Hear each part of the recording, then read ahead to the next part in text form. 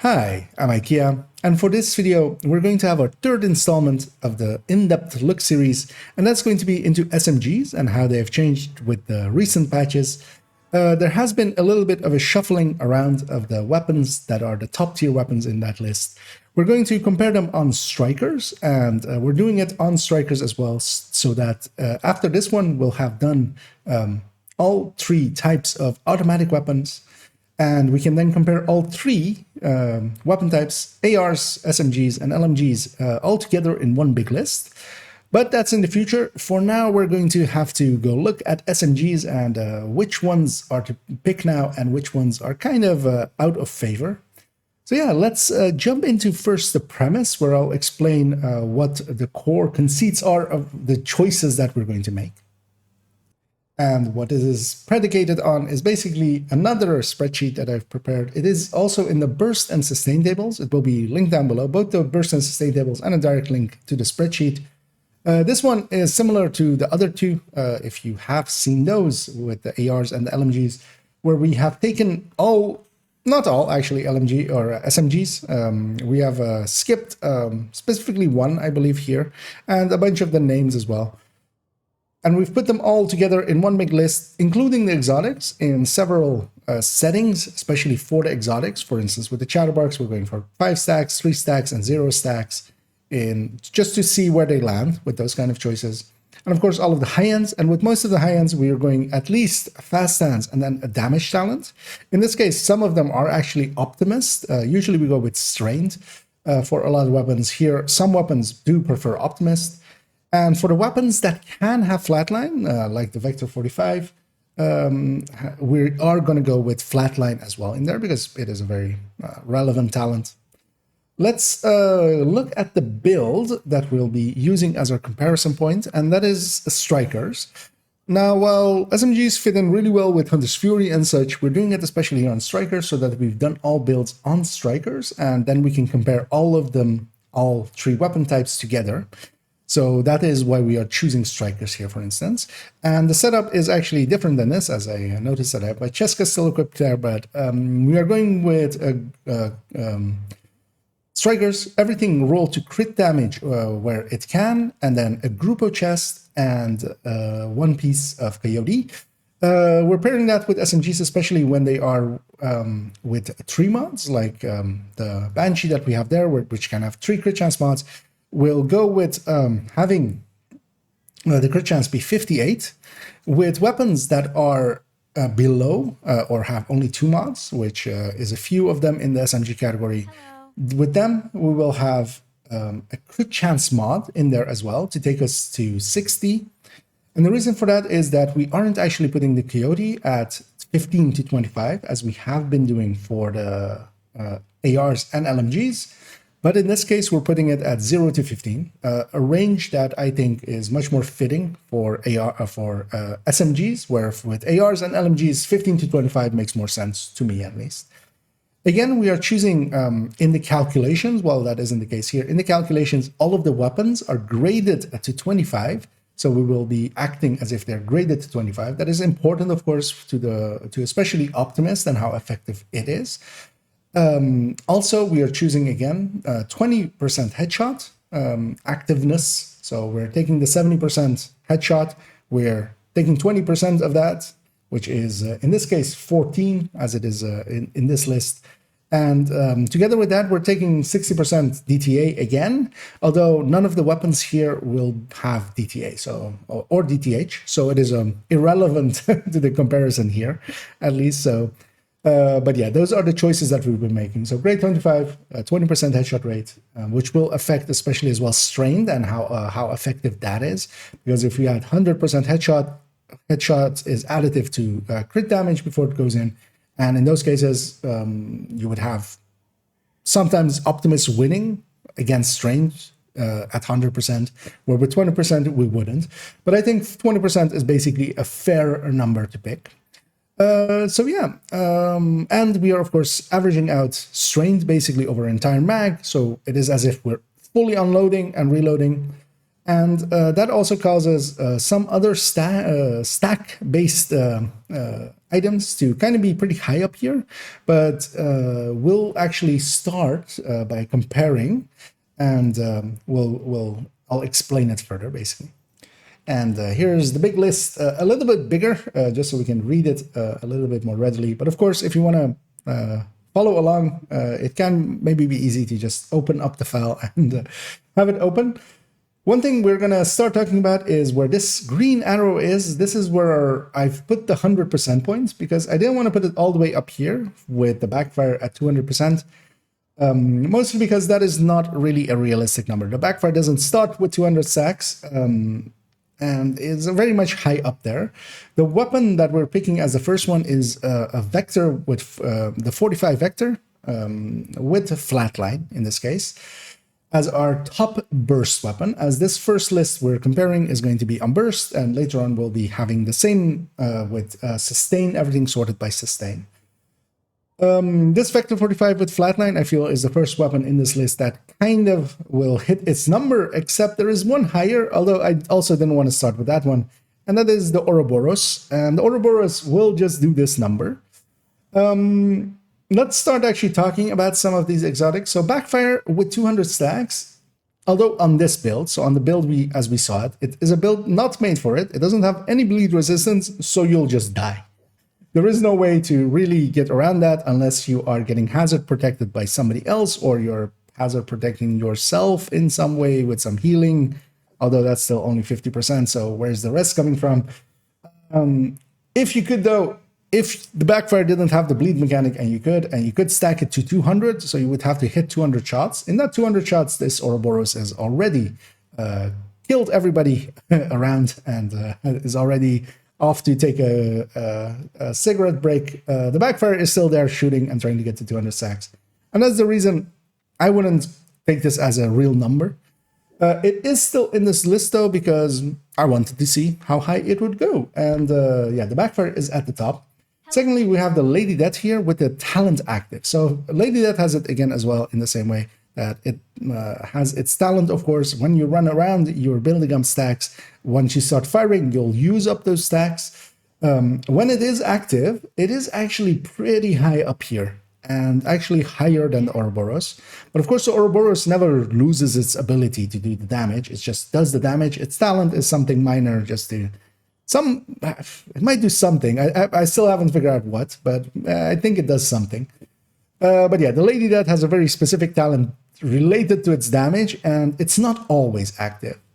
Because we'll look here already to actually discuss the Lady Death in full, that we have to scroll quite a few ways down, all the way to the bottom of this burst list, where the inactive Lady Death lives. And this is the reason why Lady Death is not viable for PvE, at least. In PvP, where you could maybe get the kill in those 32 rounds, or maybe run around and fill back up before you need to unload, as you know, sometimes you kind of just run around each other, circling each other, spiraling to death. That could work. In PvE, it just doesn't have enough uptime on its talent. 32 rounds isn't enough to kill everything. And when it is inactive, it is way down here. Let's go back up as well, because we have the chatter, or the Ouroboros, of course, next. And yeah, the Ouroboros is the top in this list. It is, of course, only from the incursion. Its talent being status affecting, which doesn't do much. But that doesn't matter, because its damage is godlike, and always has been and continues to be. It is quite a lot higher than that Vector 45 with flatline. 10% more. But of course, this is just doing it always, and you don't need to be locked into technician. There is no prerequisite in other ways. Even though this Vector 45 can kind of reach these numbers, it also can't actually have the same sustain, because the sustain of this weapon is 17% higher. So its lower bound is also so much higher. The Ouroboros is well worth getting, but of course, yeah, it is tied to incursion. It isn't there for everyone. Most people, if you want to get one, it's definitely not impossible. It's actually pretty easy. Plenty of people have stubbornly done it with 2 and 3 mans.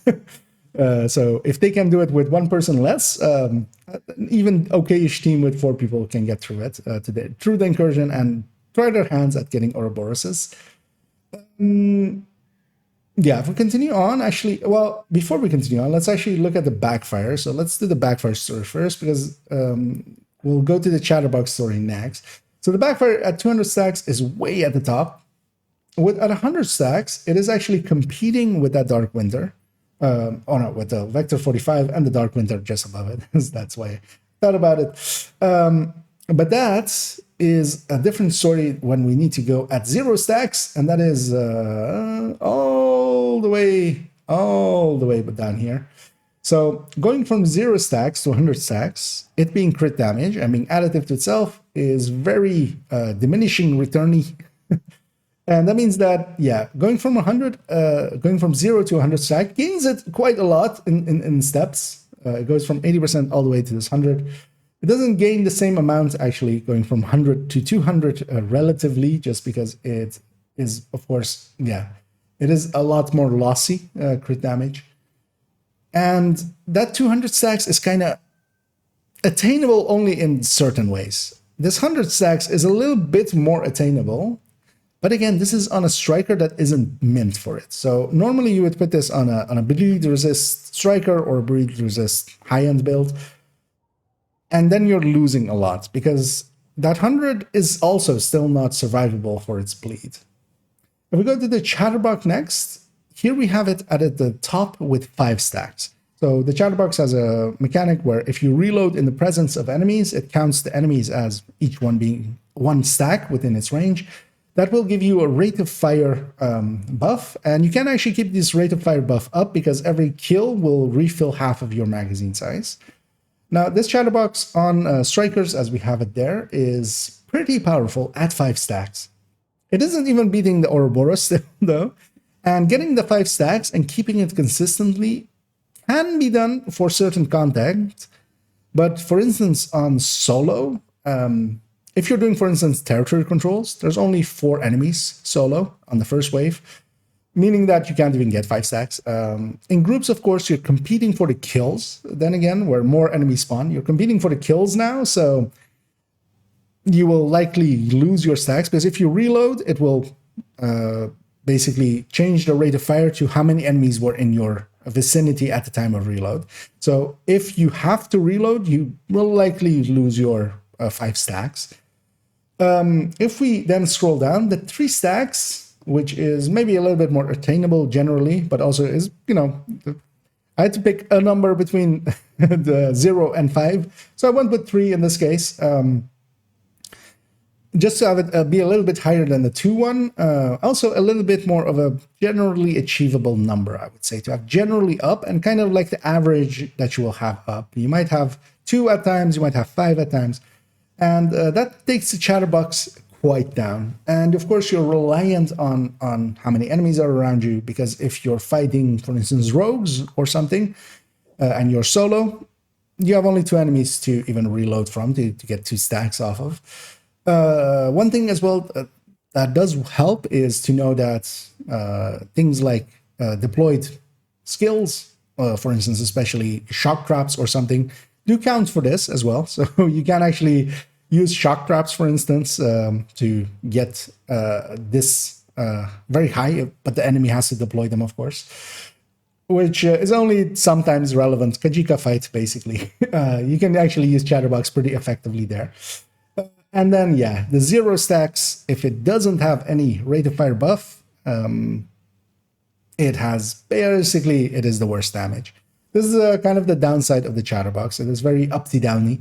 The Ouroboros, of course, still just pure outbeats it and is much more of a better choice. But also, I would say most of the high-end weapons will be a better choice, especially on the PvE end. So yeah, let's start getting into some of those high-end weapons. And to start discussing some of the high-ends, first up, I've pulled up here the burst and sustain tables, the normal ones without the builds being calculated in there. And we'll see mostly the representation of this, because most of the weapons at the top here, unlike with ARs, aren't without -1 mods, meaning that most of them kind of land up in the same way. What we will see, though, once we go to this big file, is that there is actually some variance, and most of it is caused by some weapons being able to use some talents. So, for instance, the Vector 45 can use flatline. It does have a long rail. So can the MP5, so can the AUG. Other weapons can't. And of course, flatline is the top, well, it isn't the top damage dealer, but I mean, Sadist and such exists, but it is one of the more consistently able to be used talents, and is very effective with its 15%, and you can actually have a really, I mean, perfect uptime on it, really. For instance, here with Strained and such, Strained, for instance, does really care about magazine size. So a lot of the weapons that have smaller magazine size, looking at you, MP7, they will actually prefer Optimist in these cases, and we'll use Optimist for them because we'll just pick whatever makes the most sense for the weapon in the category or with the conditions that we have chosen. For instance, as well with the 20% headshot. Starting off, we have the Dark Winter here, but this is the Dark Winter with its talent always active, because we can't really make a real consideration for how active this talent will be. So I just have it turned on here, basically, and if you want to have the turned off number, you can actually look at the Vector 45 with Fast Hands as the burst number, because that will align directly with the burst number that this Dark Winter will do when it isn't active. And yeah, we can actually scroll down a little bit, and it's all the way down there. So the Dark Winter is basically going between this 88%, 89%, let's say, and then a little bit above the line for when it is active. What we can definitely say is that you need to get at least a kill to make it active, so it's never always active. And that means that, yeah, I would not pick it personally. I never really would pick it in the past. It works pretty well solo, especially, but yeah, in groups, if you're competing with other people for the kills, it falls away quite fast. I also like consistency a lot better, and would definitely pick Fast Hands really over it. Then we have Vector 45 with Flatline, because it can have Flatline, and Flatline being very powerful, it is actually our 100% point. This is the first weapon where I would say this can actually be always achieved, because you can have this is together as well. We're altering the build to fit it, so we've actually swapped one of the crit chance mods over to the linked laser pointer. We've put the technician on it, basically, and then also swapped one of the crit damages to crit chance to achieve this. So we are accounting for all of those kind of things. That's why we are putting it on a build, then it kind of like starts actually giving somewhat realistic numbers. And yeah, that is our 100% point. It is very strong, of course, the Flatline being a very strong talent, but of course locking you into Technician. Next up then, right after it comes the Banshee with Strained, and it's not far behind on the burst, and it is actually quite a bit ahead on the sustain. This is why I think the Banshee actually will be the main high-end SMG of this from now on. In the past, the three top weapons used to really be Banshee and MPX, kind of competing as general use items, and the Vector was always, the Vector 45 was very much in there in the race as the burst king. The Vector 45 now, even on the burst stables, on the main burst stables, is actually behind the Banshee. This kind of kills the Vector 45 for me, because this is, of course, a strained weapon versus a flatline weapon. And while we can still go over Vector 45 with flatline and beating the Banshee, we can just go Banshee with strain, not locking ourselves into Technician. And especially, for instance, for me, that likes Fast Hands a lot, we'll see later on that Fast Hands Banshee actually beats the Vector 45. Then we have actually the TAC Vector 9mm. We're actually leaving out one of the vectors, the large magazine, small damage vector. We're just leaving that out. It doesn't compete in any category, so this is the TAC Vector with the 19-round base magazine with a higher base damage. And actually with Optimist here, because it has actually a tiny mag size, so Strained would really fall away on it.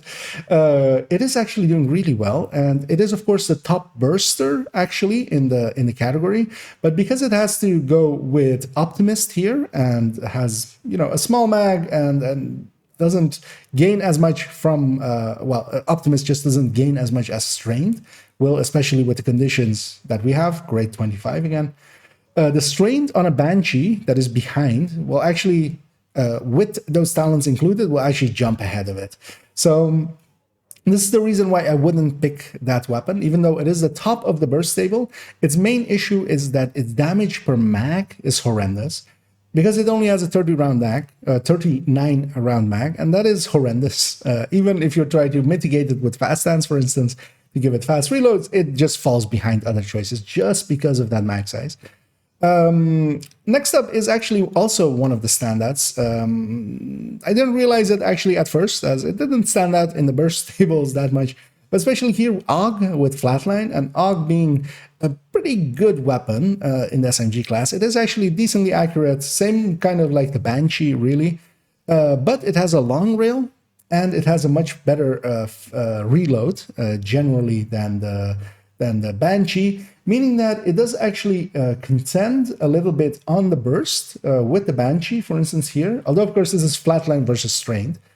If we take the AUG with strained versus the Banshee with strained, we see that they are a little bit further apart, but the Banshee is still not sustaining as well as the AUG. So the AUG is going to be kind of like the ACRE of this category, I feel. It is actually pretty good, and it, of course, two of the variants have long rails, so they can take flatline, and flatline is very powerful. So yeah, the AUGs are actually looking pretty good. Next up, we have the Grudge, and the Grudge being the named Banshee. The Banshee being really good makes the Grudge kind of good. In this case, we haven't fully altered the build to really fit in Grudge, and this is, again, kind of like with the Dark Winter. It is 100% uptime kind of numbers for it, which, of course, it can't do, because it needs to do at least one kill before you can activate it. It activates on kill, so for at least the first kill, it isn't active. Crit chance wise, we can't really lose any crit chance effectively. We can't, for instance, put in a Fox's Prayer or something to get a crit chance out. So we aren't making full use of the crit chance part of it. We're just mostly looking at that 18% crit damage of it. And that kind of, actually, yeah, it is pretty high up in here. That minor 18% crit damage with a tiny amount of crit chance that it brings along is enough to actually make it contend. And of course, this is group-wide. So you're applying that 18% coyote-wise kind of close to your allies, to all of your allies around you. So the Grudge is actually now a standout weapon, especially because of its base weapon being so good already. Next up, we have another standout in this category, but here, because actually we can't go with Strain for it, because it has such a small mag. MP7 with Optimist. The Optimist outright beats Strained for this weapon, just because the mag size. But because it can't go Strained as the Banshee, even though on the burst stables it is above the Banshee, once you start thinking of talents like this, because both of them can't go flatline either, for instance. So it's basically for a damage challenge, you kind of, or you could go Killer, for instance, with it and kind of make it compete like that. But yeah, especially with Optimist, it is way far behind and actually is losing out to the Banshee that it is ahead of on the burst tables. But it is still a standout here as well. I would say definitely the Banshee, the MP7 actually as the second place, and the AUG are the three standout weapons for high-end. The Vector is still kind of competing, although it kind of had the same thing as FAMAS in the ARs, although it is now a little bit too far behind. So here again as well, we have gone with, well, the AUGs, of course, we kind of discussed already. This Vector, again, needs to kind of go Optimist, which it has here, just because it has a smaller mag size and a really high rate of fire, especially on strikers. And that's altogether, yeah, just because it has to go Optimist, and Strained kind of would be higher here again for other weapons. Like the Banshee is gaining 9% from this.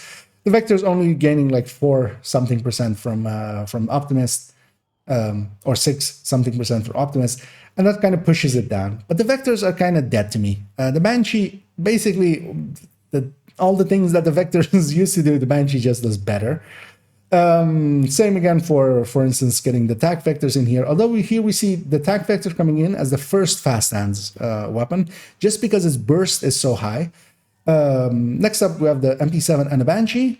So technically the MP7, even though it has a smaller mag size, just because its reload was lower and it's reloading often because of it, it does actually gain quite a bit from being on the fast hands. Of course, the fast hands isn't adding into the burst, but so we're getting basically the burst values, But sustain-wise, it is actually not that far behind of the Banshee now as well.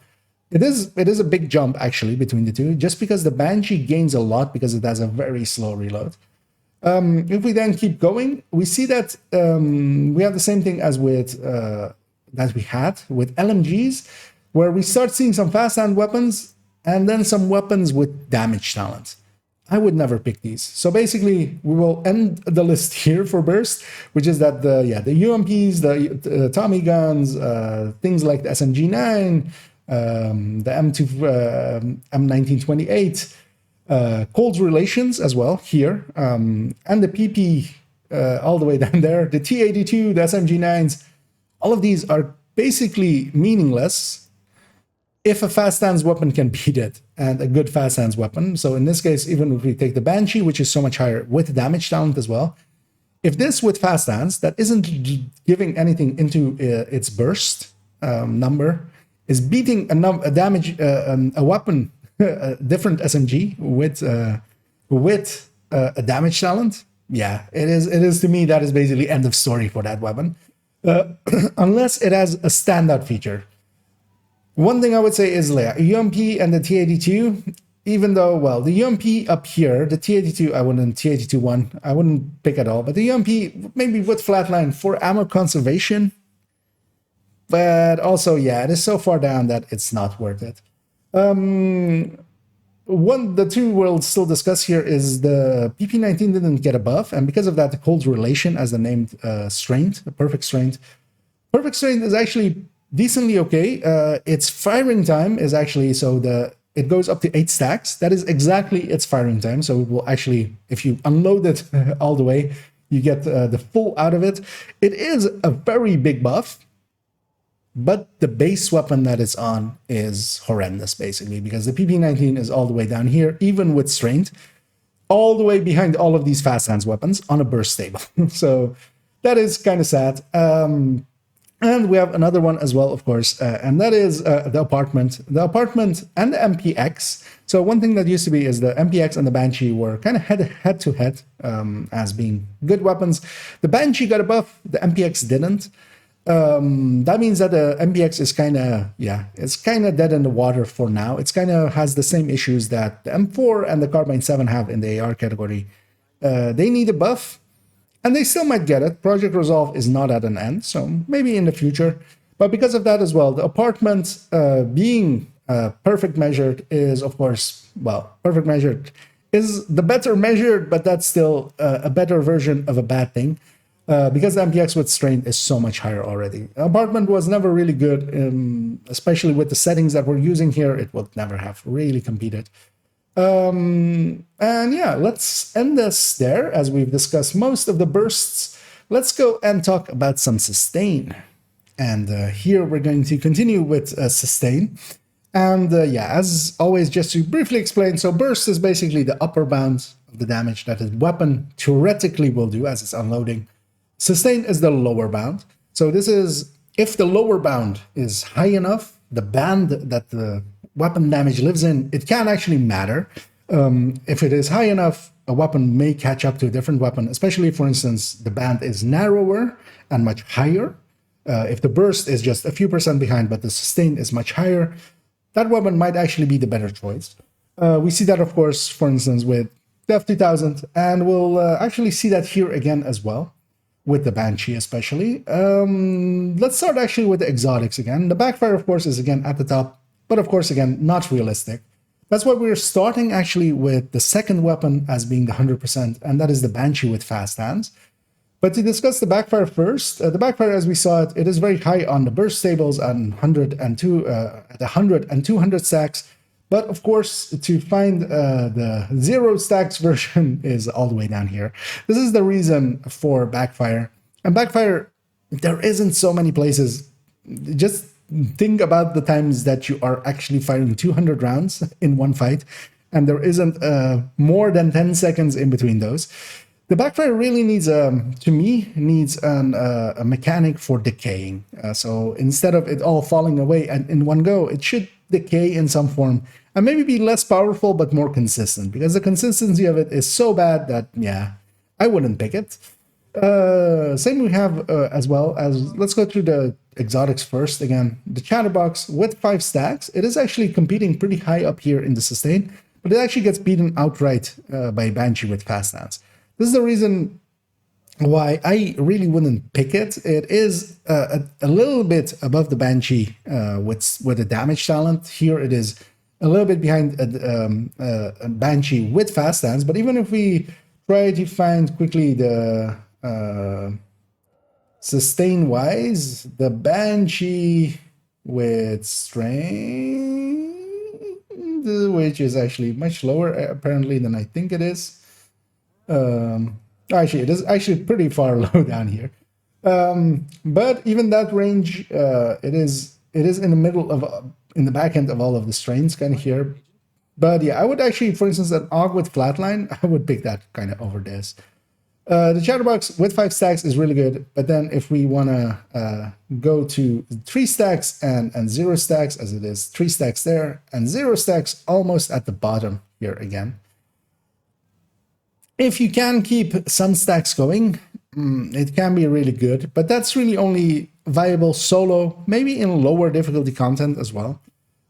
But yeah, it isn't consistent enough. Then we have the Lady Death, and this is actually one of the things that kind of kills the Lady Death for me as well, is that while it was a little bit higher on the burst tables with it being active, here even on the sustain tables it's pretty far low with it even being active, and it is the end of the road with it being inactive. And in PvE, you can't keep it active enough to really reliably hit that really good-looking burst number that it does have. So all of the exotics in this category are kind of lackluster to me, except the Ouroboros, of course. But all of the general exotics are kind of lackluster just because they don't have the uptime required to really make them sing. Except, of course, the Ouroboros that doesn't have an uptime and has a damage to it that does really matter. Because, yeah, if we discuss the last one, the Ouroboros is very high on the burst. It's a little bit lower here in the sustain. It will lose to a Banshee on sustain with fast stance. But there's, of course, a Banshee with fast stance. It shouldn't win, hopefully, or high-end weapon with fast stance, as fast stance is one of the big jump ups for a sustain. Let's continue on with the high ends now. And yeah, when it comes to the high ends, we see actually that some of the regulars showing their faces again. The Banshee and the AUG. The MP7 though is falling away a little bit. The Banshee is really going to be my pick, really, as a general use. It is pretty up there with the damage talent. It is pretty up there in sustain when it comes to fast stance. And of course, I like my fast stance. And the Banshee is doing really well with it. And also, one of the things is that the reload speed of the Banshee is the worst, or is like really bad. Might not be the worst in the category, although I think actually it might be. But because of that as well, it benefits the most from fast stance, of course. We're mitigating its worst part. And yeah, there's a 100% point here as the general gettable. But then again, as we see here, AUG is up here as well. And this actually is, to me, the surprising one. The AUG is very much up there in most categories, kind of competing. It is always kind of in second place, but it is still always there-ish. And of course, it does have a long rail, so where the Banshee does not. So if you need that long rail for instance, flatline, the AUG, I think, is going to be the go-to for that. The UMP here with fast stance, actually, that's the reason why it's up here. So that the UMP actually has the worst reload speed, so it benefits the most from it, and also it has a low rate of fire, so it benefits a lot from that. It is kind of up here. It kind of looks decent, but I still wouldn't pick it just because its burst value in comparison to the AUG or the Banshee is so much worse. This is the reason we usually look at burst first. If the burst value is decent and there isn't anything really wrong with its sustain, that's usually the weapon you pick. The sustain is kind of the second item you look at and go like, is this good enough to use? And in this case, with the UMP, it's the inverse. The sustain is decent, the burst isn't. one thing we have here as well is the M1928. It actually is decent looking, especially for as an ammo conservation weapon. It is actually doing really well because this is, of course, one of the weapons. This and the Tommy gun, actually, they're side by side, that have no crit chance mods. So the M1928 only has a magazine slot, so you can just make it a 50-round mag. The Tommy comes as a 50-round mag. I would definitely run them as fast hands, but both of them, again, have really low burst in comparison to their sustain. That kind of kills them for me. But they're actually surprisingly high. They got pretty big buffs, but of course, the build has been altered with, I believe, 3 crit chance mods even, to fit what they need. Next up, we have actually one that we didn't discuss during the exotics, but the Ouroboros is here. And yeah, the Ouroboros, well, actually we did. The Ouroboros, yeah, is a very powerful, of course, on its burst, and its sustain is not lacking at all. That makes the Ouroboros still the go-to, of course, but on sustain, it can actually be beaten a little bit, a tiny amount, although with a fast hands weapon, of course. MBX, AUG, MP7, of course, is one of the standouts, especially when it comes to burst. The AUG with flatline is also here.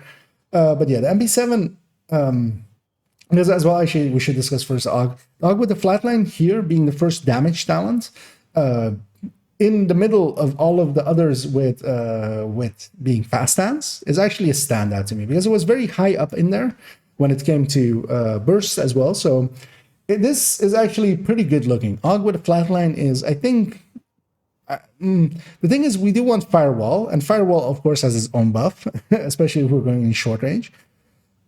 But for some reasons, for instance, Hunter's Fury Tech Tank, as I have it, I could see myself going flatline, although I'll go Ouroboros still, because Ouroboros is still much higher even than the flatline. But if I didn't have Ouroboros, I could see myself using an AUG with flatline. So that's actually, for instance, for me, on the Hunter's Fury Tech Tank, that's going to be the alteration for it. Or even if you don't have a Ouroboros and you want to try the Striker Tech Tank, I could see this being the go-to, the AUG with flatline. It is looking pretty well, and just because it has a decent reload, all of these other characteristics are okay, and it kind of just is. It is the old reliable, basically. MP7 with fast hands is actually looking pretty okay in here as well. Although with that high rate of fire and low mag, it is actually not keeping up in the sustain with the Banshee. This is the reason why I would go Banshee, especially with fast hands. I would leave MP7 more for if you need a weapon with Sadist, if you need a weapon with, other things, a killer maybe. Or, of course, the named, the perfect unwavering, the swap chain. The swap chain is actually pretty good looking as well. It being a utility talent, I didn't add it into here, but yeah, you could consider very much a swap chain to be very effective nowadays.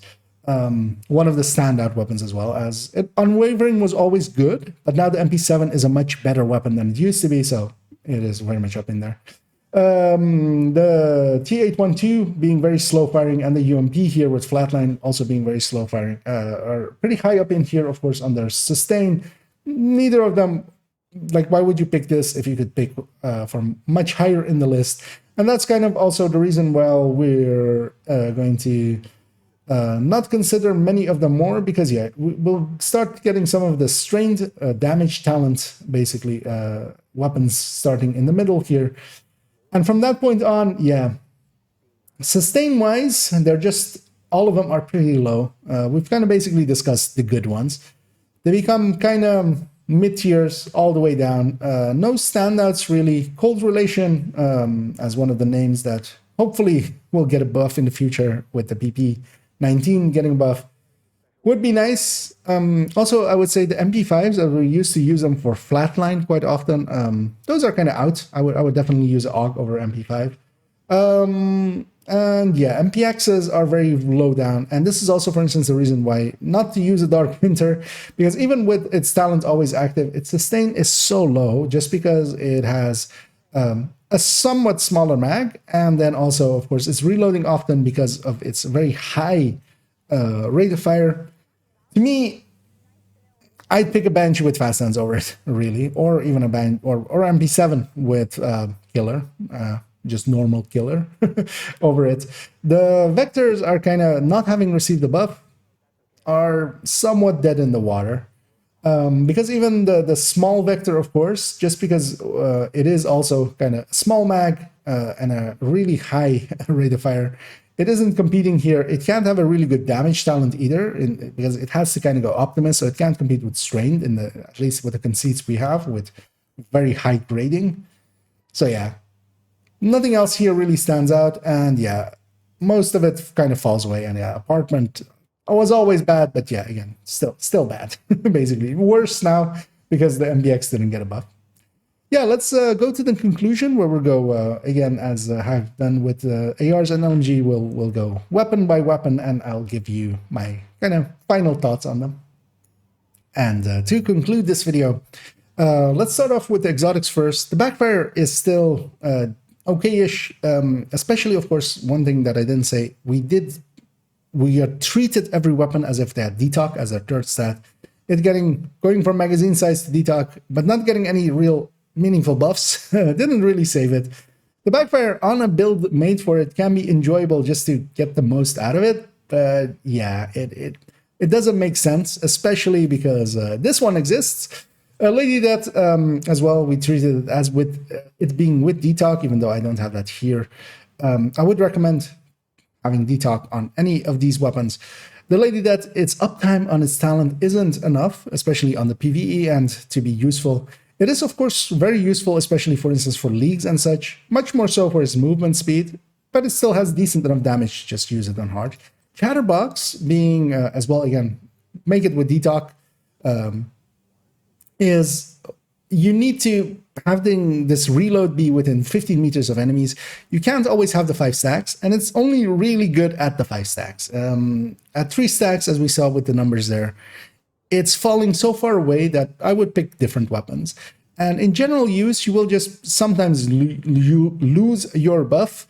You'll run into, things like heavy bosses, heavy names, which you can't one mag easily sometimes.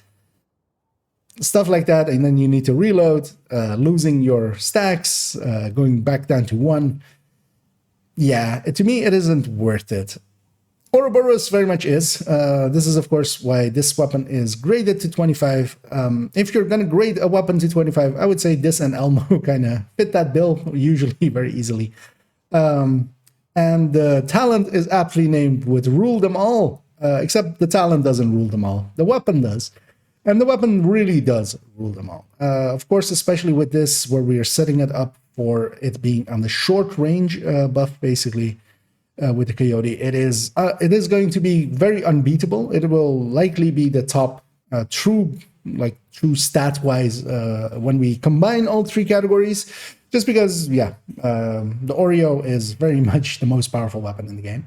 Nothing has really come to beat it. Let's go into the high end, starting off with the AUG. The AUG in its 3 variants, it having with the AUG Para XS and the enhanced AUG A3B, both of those have long rails, and that actually is the saving grace for them, as I think if you're going flatline, for instance, it can actually be a very powerful weapon. Now, of course, with SMGs especially, Firewall makes a lot of sense, especially for that shield as well, which gives a damage buff. But I could definitely see some reasons, for instance, to go this way.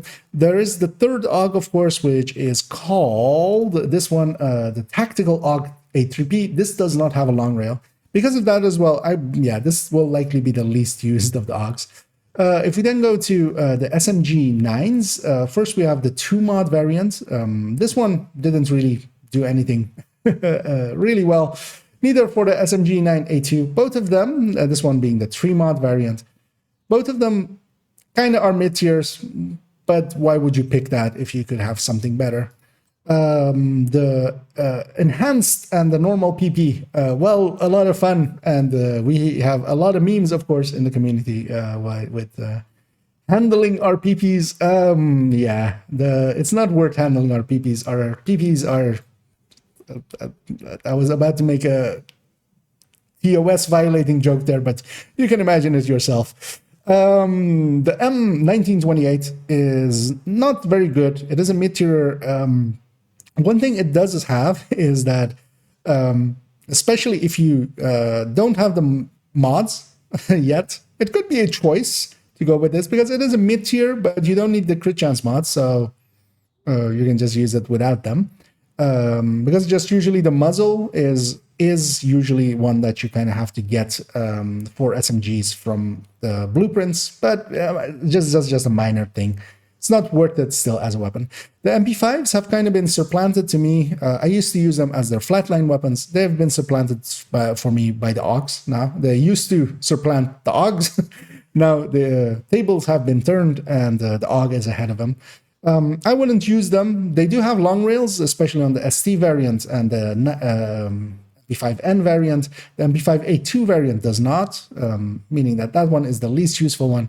They are cool looking weapons. MP5s, of course, are some of the best known submachine guns, literally to some, the dominant form of them. But yeah, they're not that good anymore. Hopefully they will get a buff in the future because that's, well, they did get a magazine size buff. Yeah, that really didn't save them here, even on sustain.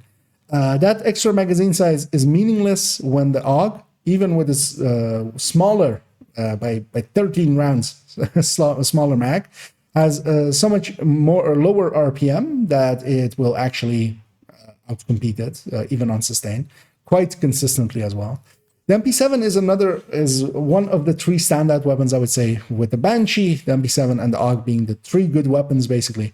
The MP7, especially for talents, just because it has a very fast reload off of itself and has a higher burst than the AUGs, especially, for instance, if you're going killer, if you're going future perfect, preservation, maybe even, stuff that isn't affecting the burst that well.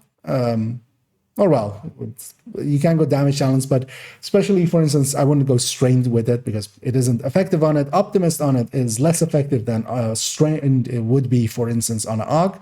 So that kind of leads it in a place to use other talents with it, but I think it will be really good for that. We have the P90. It really doesn't do anything. Kind of like the PP19. It is kind of handy because you don't need that extended mag if you don't have that yet, but that's not really a reason we pick weapons, especially at endgame. The UMP and the tactical UMP both are decent. They both do have long rails, so you can go flatline with them, and that's maybe their only really saving grace. They have such a long reload that they really do benefit from fast stands, but they are just basically mid-tier weapons. You could pick them for just having an ammo conservation weapon, but the AUG already kind of fits that well enough. But of course, these do have a really low rate of fire, so yeah, ammo conservation is really high on them. The PP we already discussed. The MPX is the big loser, I would say, of this. And I'm very sad that this grade 20 weapon that I have here will no longer see any use, really, because until they buff it, and hopefully they will bring up some of the ones they forgot. But the MPX used to be head-to-head with the Banshee. The MPX standout feature is especially that it has a much longer optimal range. Because of that, it would be used quite often to kind of reach out a little bit more into AR ranges. But with it not having gotten any buffs and the Banshee having gotten some buffs, it is not worth it to me at all anymore. The vectors are, of course, still one to really look for, but the 45 vector, none of them got a buff. They still work. I mean, one of the things is none of the weapons got a nerf. So it will still do, if you were using one before, it will still do exactly what it was doing before. The only reason to upgrade to, for instance, a Banshee is that, yeah, it will do quite a bit better. You will get a little bit more of a damage buff. The one weapon we had left out in the whole discussion is actually this Vector SPR 9mm. This wasn't in those lists just because on every category in burst, sustain, damage from mag, it is horrendous. So there's no real, I just left it out just to not clog up the list. And while the tactical Vector SPR 9mm, which is a mouthful, is the highest burst weapon, it isn't the highest usefulness weapon. I would pick a Banshee over this quite often. This 39-round magazine is horrendous. Getting it a very low damage per mag, you will quite often not one mag enemies and be left there looking at them while they shoot you in the face as you're trying to reload this tiny magazine over and over again. The Grudge, as we talked about, is actually a really good pick, especially because now it's the Banshee was always a higher up weapon. Now I would say it's the top weapon. Its name, of course, is very important. It is one as well that has a really good group buff factor, and this group buff gets overlooked quite often. The Tommy gun, as we saw, is just not worth it, really. And of course, we have to then bow to the last one, which is the Slayer, which is, of course, actually the best weapon in this category. Let's be honest here. Nothing beats the Slayer. Just go get one, although you can't because it's a Christmas item. If you have one, you're good. But yeah, it's now more powerful than the Ouroboros, of course. So yeah, but yeah, the Banshee, the MPX, no, the Banshee, the MP7, and the AUG are the standouts. Oreo is still always at the top. So yeah, that was the SMGs. I hope you kind of enjoyed this video. We're going to go off and do a build showcase as the next video, but we'll come back to first comparing a few other weapons with some in-depth looks in the future, starting off with the MMRs after that build showcase, and afterwards as well the rifles, even though they really will be different because we'll put especially the rifles, we're not going to put them on Striker because that makes zero sense. The MMRs, of course, we're putting on Hotshot, and we're not even really going to look at their burst and sustain. We're going to look at their first shot and their cap. Well, likely first shot, second shot, and their cap on popular builds, especially Hotshot with Araldi Chainkiller and with two-piece Habsburg. Just because I'm interested in those. And likely after that, in between, there'll be some other things and stuffs, maybe things and stuffs, and other assorted videos. But after that one as well, we'll go into another in-depth look where we combine these three lists and kind of look at how the weapons stack up against each other in different categories. Now, of course, it isn't a direct comparison really because, for instance, with SMGs, we're going with short-range Coyote versus mid-range Coyote. But I think if we just pick some of the more interesting weapons from each category and just put them all together in one list, we could really get some comparisons out there. Of course, we want to compare as well LMGs versus ARs nowadays. One thing I can tell you is that, yeah, RPKs and LAD6s and infantry MG5s are actually quite a bit ahead of ARs in the comparisons. You can already, of course, look at their absolute values, just taking the burst DPS numbers that we have there on build and comparing them for yourself already. But yeah, we'll come back to it basically. And yeah, if you enjoyed this video, if you can and are willing, please do all of the algorithm stuffs. You know what they are. I don't need to say it out loud, right? And as always, have a good night.